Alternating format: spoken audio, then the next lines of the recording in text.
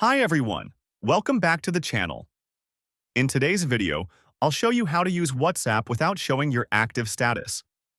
This is perfect if you want more privacy and don't want others to know when you're online. So, let's get started. First, open the WhatsApp app on your phone. Next, tap on three dots at the top right corner. From the menu, tap on the Settings option. Next, tap on Privacy. This is where all your visibility and privacy controls are located. Now, tap on Last Seen and Online. At the top, under Who Can See My Last Seen, select Nobody. Just below that, you'll see Who Can See When I'm Online.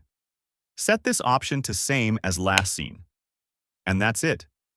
Your online and last seen status is now hidden, and you can use WhatsApp with more privacy. If you found this video helpful, don't forget to like, subscribe, and hit the bell icon for more tech tips. Thanks for watching, and I'll see you in the next video.